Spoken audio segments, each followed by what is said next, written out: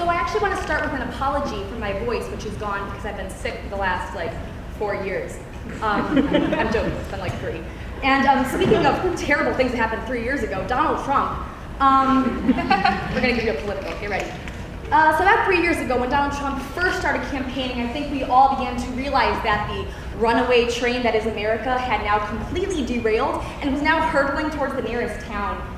And I get it, I'm a realist. Yes, bigotry and racism will always be around. The KKK still existed while Barack Obama was in office, but it was we have a black president. How bad can it be? How bad can it be is in August of 2017 when we watched the news coverage of Charlottesville literally getting burned to the ground by Nazis, and not even the alt-right, just actual Nazis. And as I was watching the news feed of these mushroom-headed idiots just screaming, trying to drown out their own inevitable obsolescence, I realized it was actually pretty pathetic. I realized that these people who were so full of hatred were just consumed by it and let it rule their lives. And I thought, maybe we all have a little touch of that. And I thought of a story from when I was little that kind of reminded me of that. So when I was little, all of my sisters and the neighborhood kids would all play outside every summer and winter, and we all got together. There was a good dozen or so of us, and naturally, being the smallest sister, I was on the weaker end of things. So I had to learn how to verbally and physically defend myself. And it got to the point where I took on this really tough, gangster sort of thing, where I was fighting boys twice my age just for fun. And there was one boy in particular who got the brunt of this. His name was George Galanis. He was 6 years older than me. He lived 3 blocks away, and I hated him. I hated him so much. And the thing is, I really can't remember when I started hating him. I don't know if I just have a vendetta against skinny Greek boys with glasses, but I hated him regardless. And for a long time, he probably never even knew that I hated him. It was just this low, simmering rage just below the surface. Until one winter, we were all playing out of the old frozen retention pond, and George Galanis threw a snowball directly in my face. And there was snow on my face. And I was so pissed, but at the same time, I was oh, it is on now, because there was my justification for hating him. But I was smart. I knew I had to play the long game. I saw The Godfather for the first time when I was 6 years old because my dad was that loving kind of negligent where it was she'll probably see it someday, just cover her ears with bad words. So at 6 or 7, I already had this mentality of cross me and I will cut you. But I waited, I schemed. I mostly forgot about it until the next summer. Now, George Galanis had this bike, this really nice old-fashioned bike that he would ride around our neighborhood and into the cul-de-sac where I lived. And in the middle of this cul-de-sac was this huge old tree that I learned how to climb when I was really little.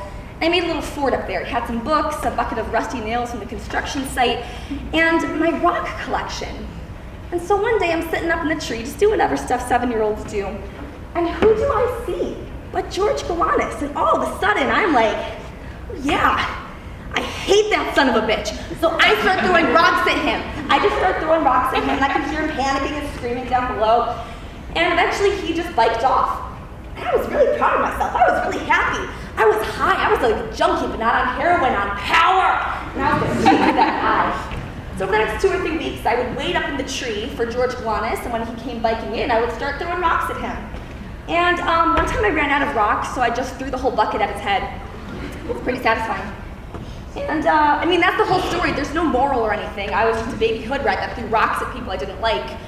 But back to Nazis. So in Charlottesville, we saw the hatred that can consume people and what can happen when you let that rule your life. And watching that crowd of khaki buffoons with their Party City tiki torches, I realized how pathetic it was because, quick history lesson, the original Nazis were defeated in the 1940s. They were tried and imprisoned and sometimes executed for their crimes and made the laughingstock of the world.